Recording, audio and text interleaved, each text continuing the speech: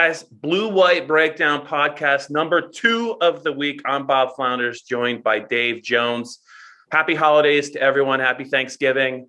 Yes, Penn State plays Michigan State on Saturday, but Dave, I don't know that we're going to talk very much about that game other than to give our picks. As we teased it earlier in the week, we're going to talk about James Franklin and his new deal through 2031, Dave. I thought you were going to talk about my shirt. Is it okay if I talk about my shirt? That is a Fighting Illini shirt. That is a vintage. Yeah, the color is. I get this back when you were a mere baby. The color is pretty sweet. You can't get the Chief anywhere; it doesn't exist. The greatest college logo ever, and no longer available. I think I bought this in 1994, before the historic 35-31 game. Right. But anyway. Dave, they're not allowed to even make those T-shirts anymore. No, I'm pretty sure. Not allowed to have them on podcasts either. But all right, Davey. James Franklin, 10 years. I think if you add it all up, about what are we talking about? $85 million, something like that. If he with bonuses all the way through, yeah, with bonuses, yeah, with bonuses. So I'll just tee you up. Your thoughts? Well, I put my thoughts in the Hey Jones this morning. You have to preface it with, I believe in full disclosure as far as the way he deals with us and with this job. And so I prefaced it with the fact that, look, the last thing I wanted was a coaching search. It's horrible. It ruins your holiday. So that enters into it. That's just a fact. And the other thing is, do you enjoy dealing with James Franklin? I do, actually. Yeah, I do. And I think we all do, because he's civil, he's professional. Smart. Yeah. He's, what'd you say? I said professional. I mean, in a good way. You know what I mean? Yeah, professional without being austere or impersonal. He's an easy guy to deal with. It's, a lot of times doesn't give you much, but that's our job to find out stuff that people don't want to give you. So he's comfortable right now, which is probably not a good thing for reporting.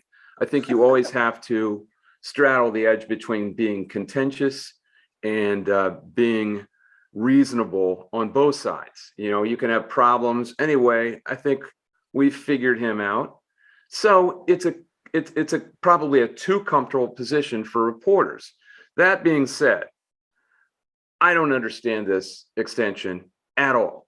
At all. I mean, it's failing upward, is it not? It's total mediocrity. What are they now? 4-4 in the league? I lost track. 4-4. 4-4. So 4-4 this year, 4-5 last year, which were all league games. I believe that's 8-9 in the league the last 2 seasons. But you were a big proponent last year of kind of throwing 2020 out because of the COVID year. You remember? Okay, 4-4. That's mediocrity. Yep. This year is the definition of mediocrity after they were supposed to have been refocused. Right. And a loss to, what was Illinois as far as a road dog? What were they? 24. 24. Yeah. This is supposed to be refocus. It's a failure in any way you judge it since his last re-up in 2019. Would you agree with that? Mediocrity. After the 2019 season, yes. It's absolutely. Mediocrity. Yeah. So that's since his last re-up. In what world do you deserve a raise and an extension through 2031? I'll tell you what world, the college football world. And Jimmy Sexton worked them. He worked Sandy, who really doesn't, I think Sandy probably at this point, really, it's not her money. She doesn't give a damn.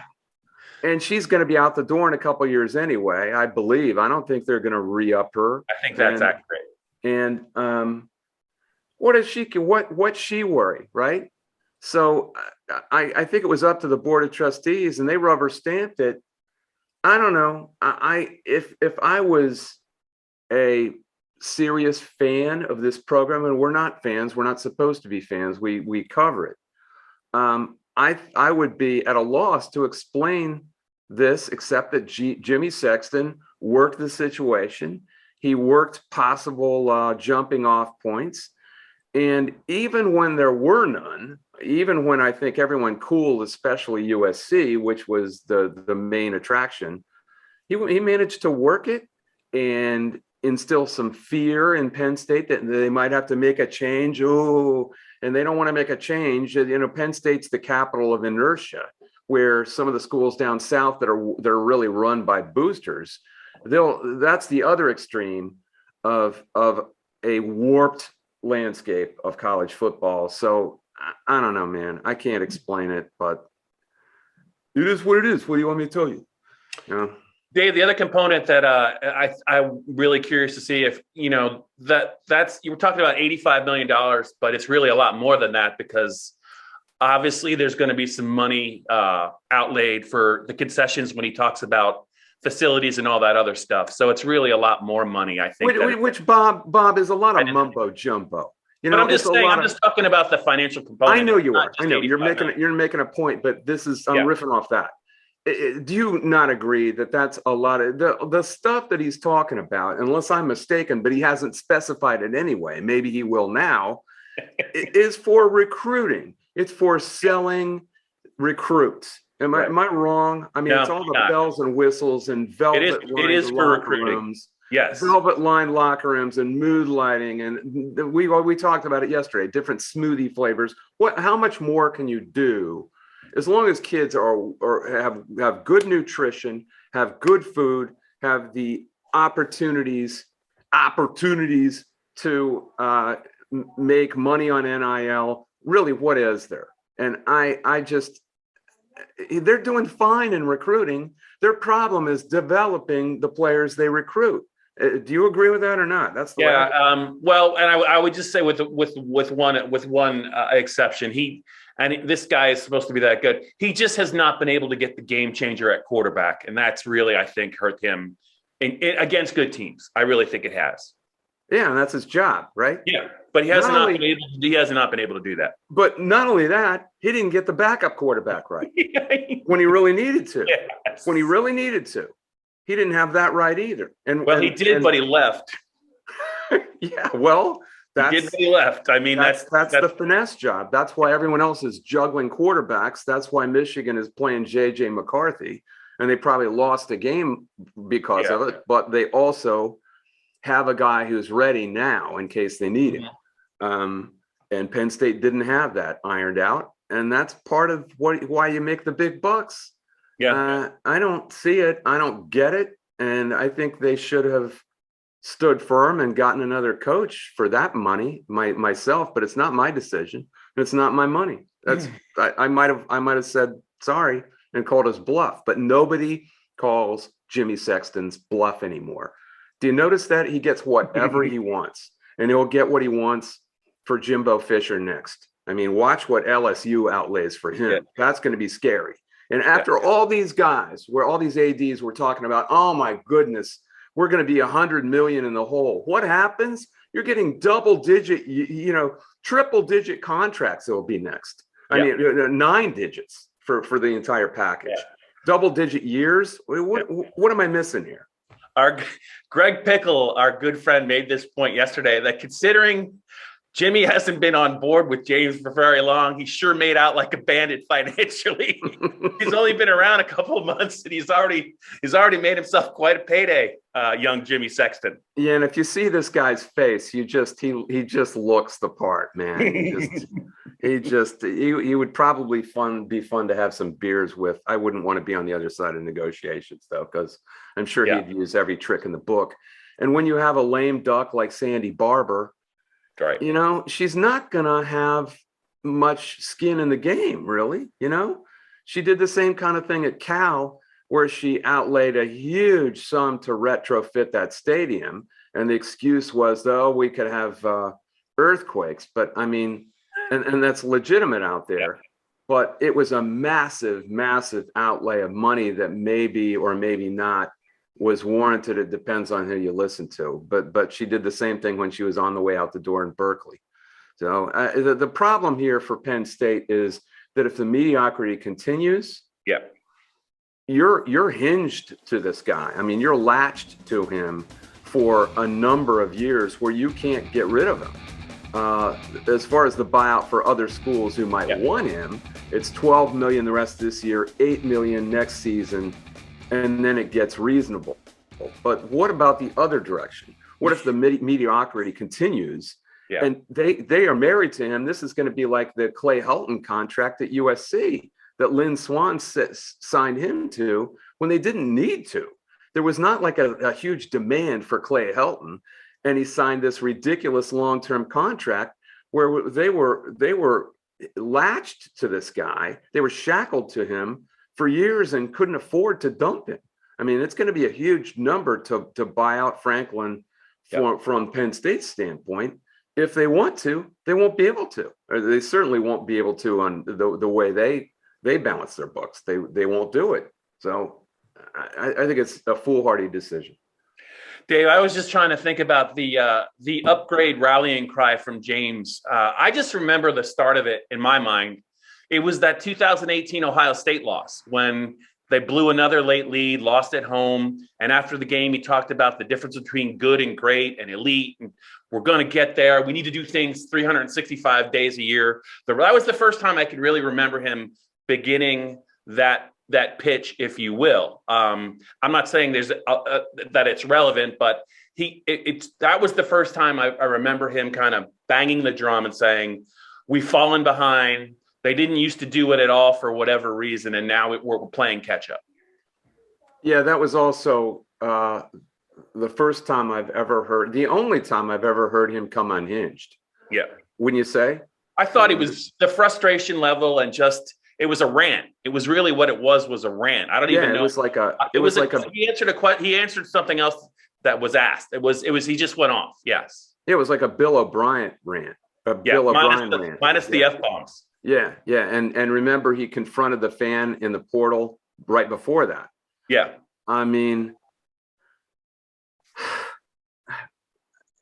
look, I don't see, to me, it's all about the assistants, having the right assistants, and having the right coaching. And where this program really fell behind, if you ask me, and where it's never been up to snuff, is when they had 4 different wide receiver coaches in 4 years, while Ohio State with Brian Hartline was stockpiling elite receivers. Yeah. And then, you've got the offensive coordinator instability, but also the offensive line has never been stabilized. It's never even been better than adequate. That's the problem. You're not gonna fix this with mood lighting or smoothie machines, or whatever they're, a great players lounge that's supposed to attract more recruits. Are you? He might be just going with the chicken or the egg argument, saying if we have all that stuff, we'll get 5-star offensive linemen. We won't have to develop them. We could just turn them loose. But I don't think that he's going to be able to do that. I doubt it, because there's just not many of them. Yeah, I mean, I think he might be talking himself into. Yeah. The problem with a lot of coaches and a lot of people, period, who are used to success, is they start talking themselves into the belief that it can't be me. It must be an external factor. Yeah. It must be an external factor. And he's talked himself into believing that. Maybe, I don't know, but maybe it is him and his staff. I think it's pretty clear at this point. And now that he's gotten essentially everything he wants, there's really no other way of looking at it other than the way you're looking at it. Is you better see some return on the investment, and very, very soon. Yeah, but does he need to? Yeah. That's the thing. No, right, he doesn't need to, because they won't be able to get rid of him. He's got. I just meant the fans are going to be it's going to be they are ready. Yeah, they are ready. And you know what that means? It means nothing. Yeah, because he's going to be like, or what? I don't think he'll be that way. I think he wants to succeed. He has ambition.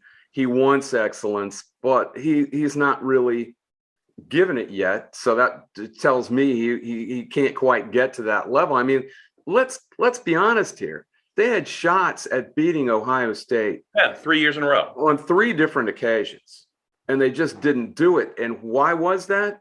Well, Yeah. I think Ohio State has better players, but there were in-game decisions in all of those cases. And they couldn't hold big leads. Yeah.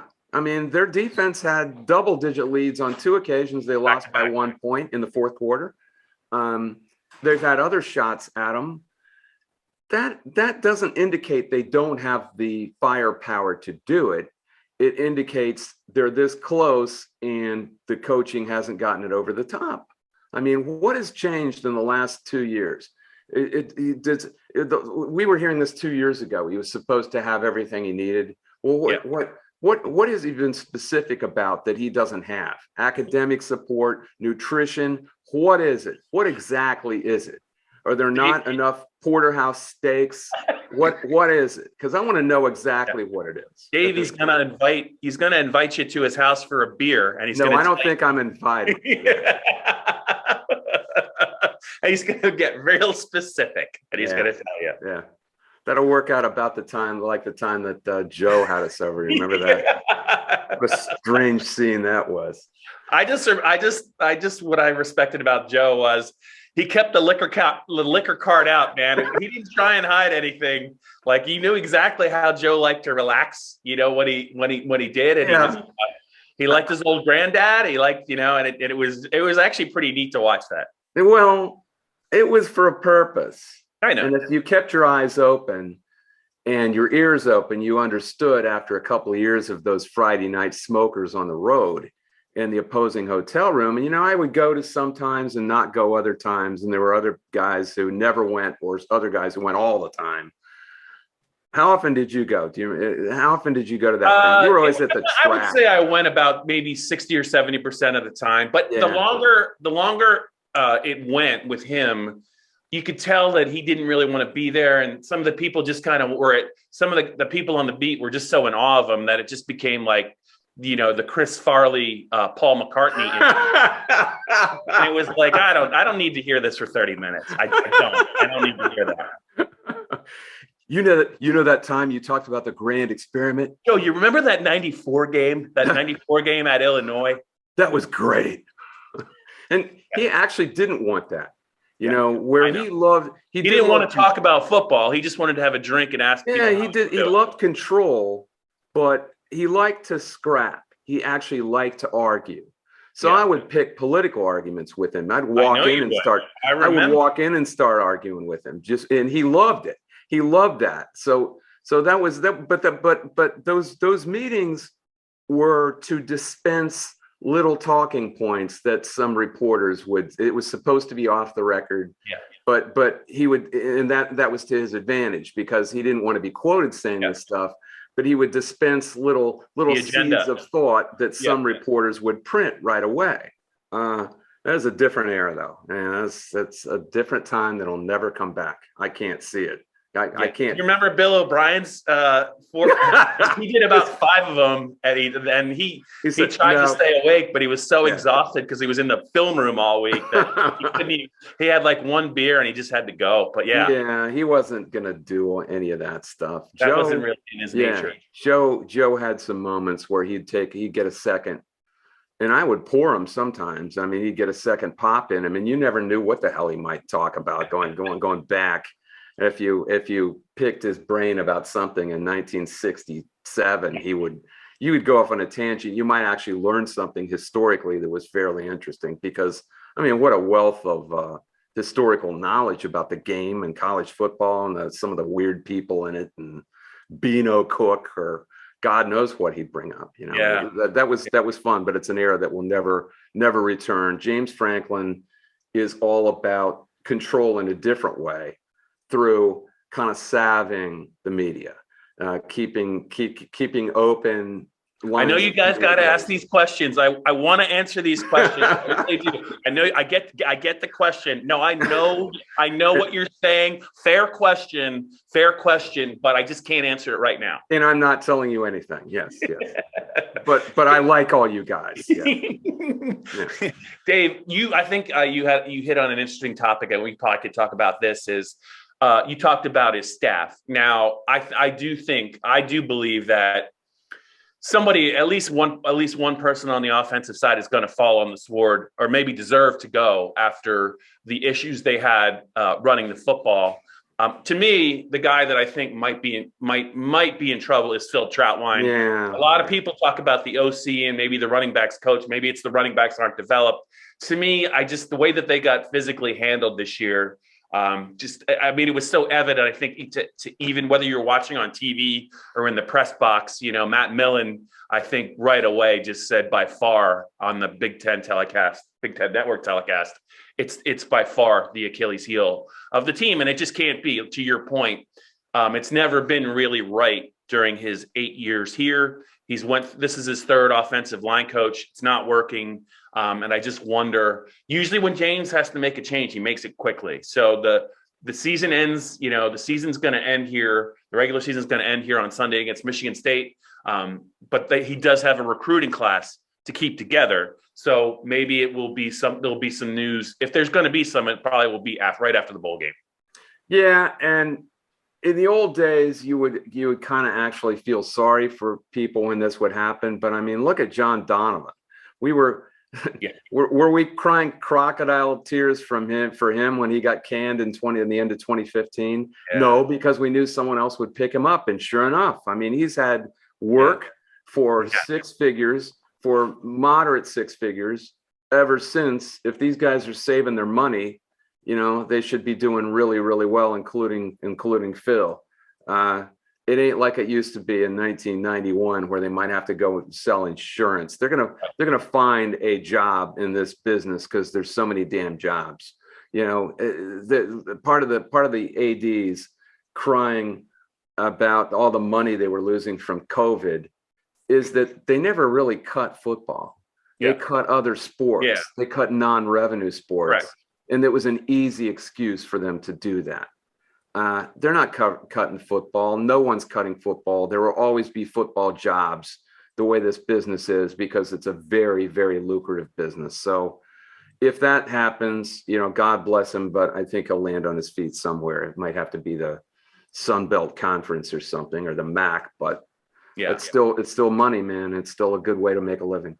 Yeah, and who knows? I mean, obviously Phil, I mean, is highly regarded as a recruiter.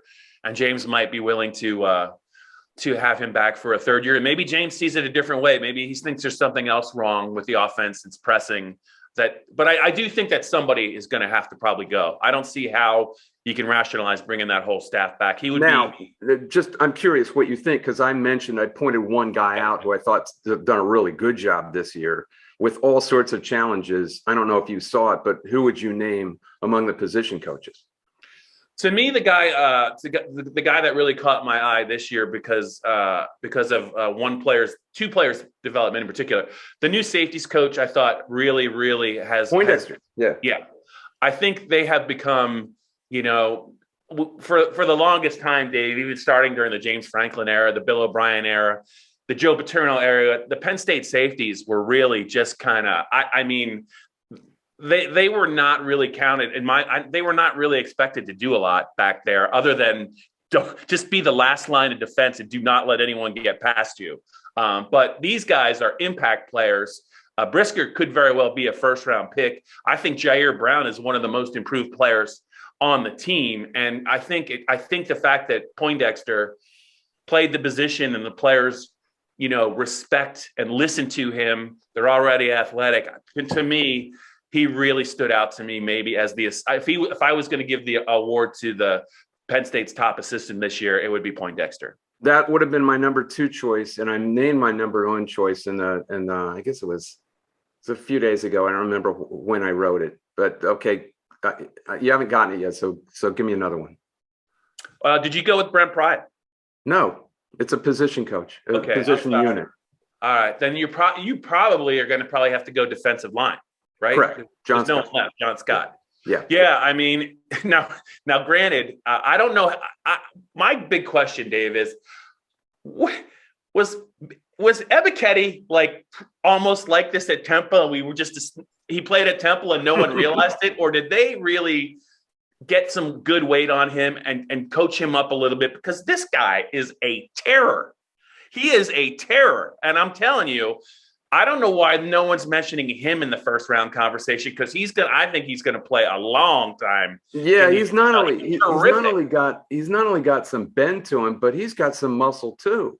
He does. And he's got that combination that you want. He looks real wiry, but he's explosive. Yeah, You saw it right away in the Wisconsin game. He toyed with those big mammoth offensive tackles, and it wasn't just speed. He's got really good hand placement.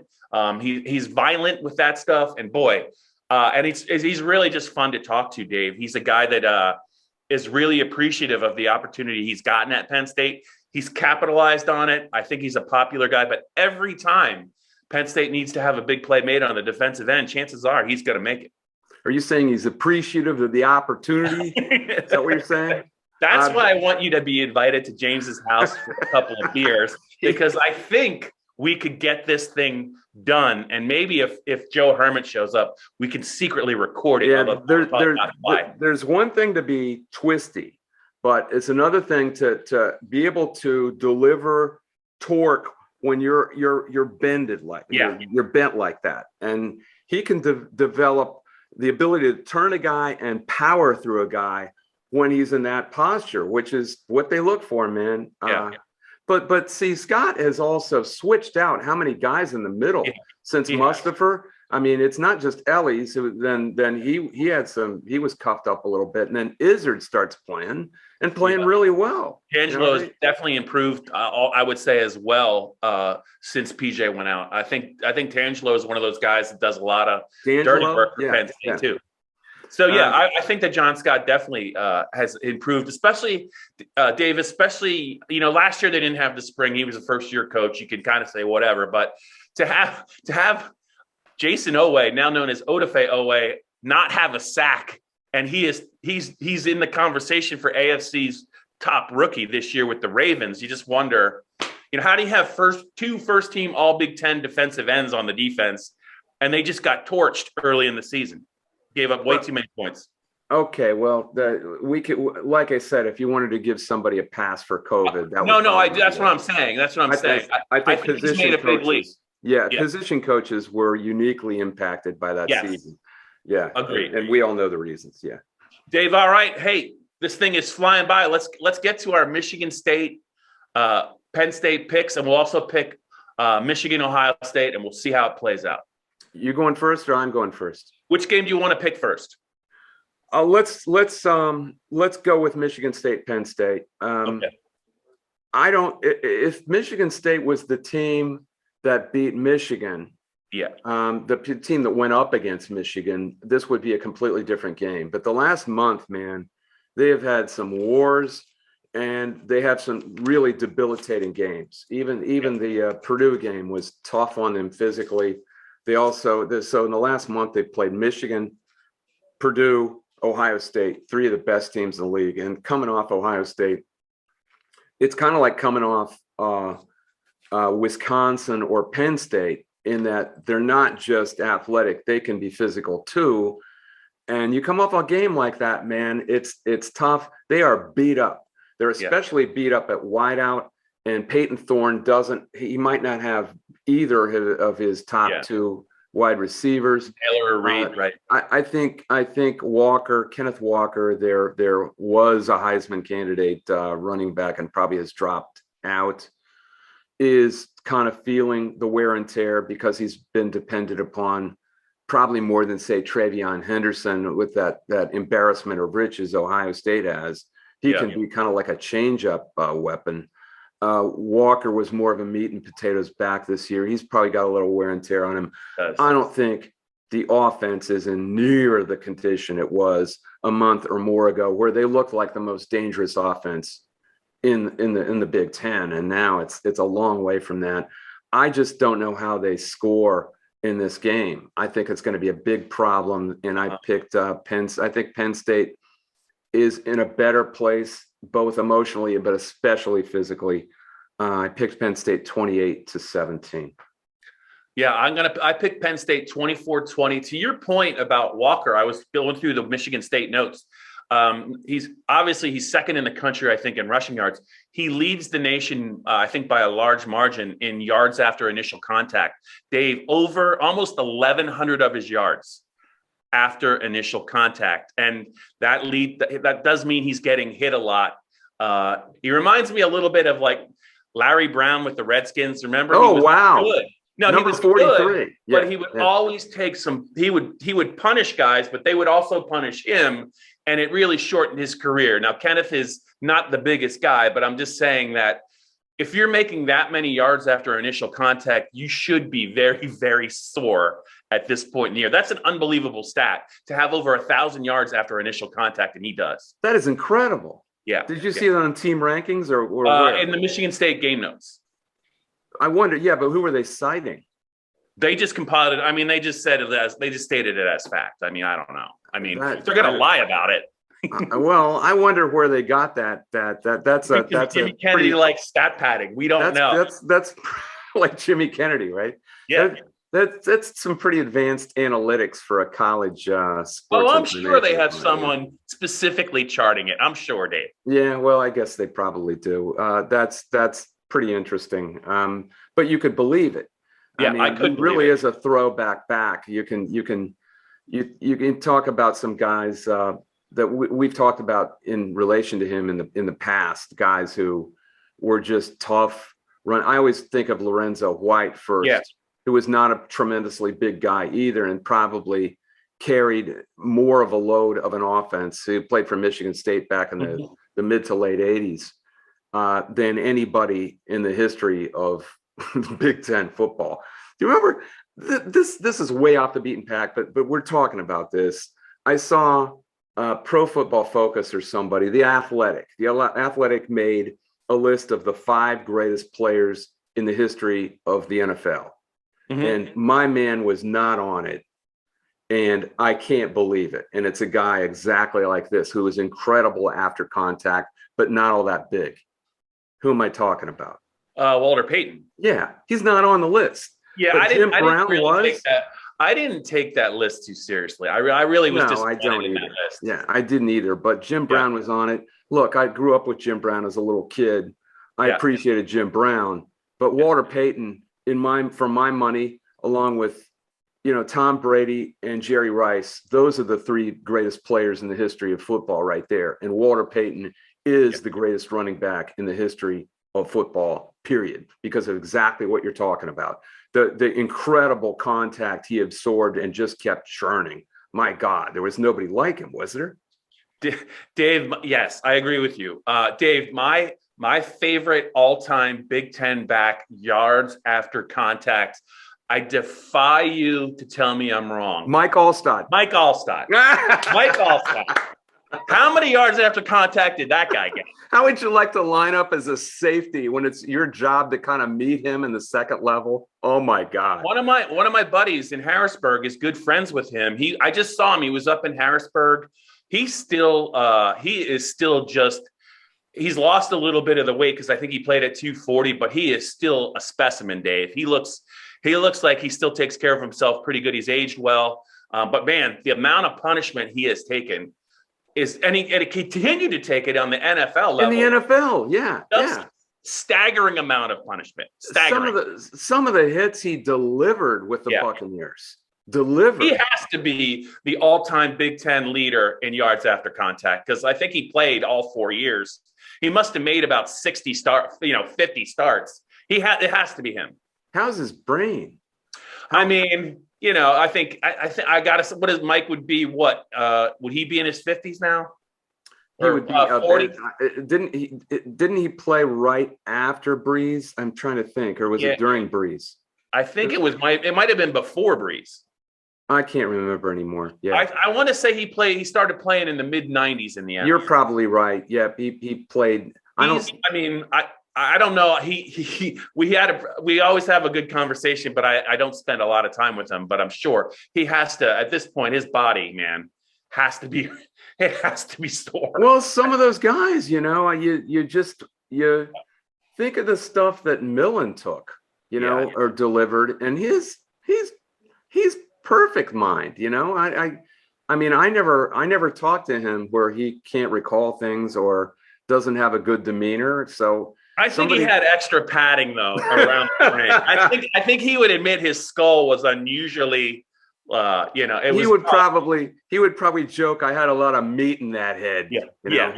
Self-deprecating as he can be. Yes. All right, let's get to Michigan, Ohio State, and we'll close it out here. You gonna make it? You said you were gonna do it.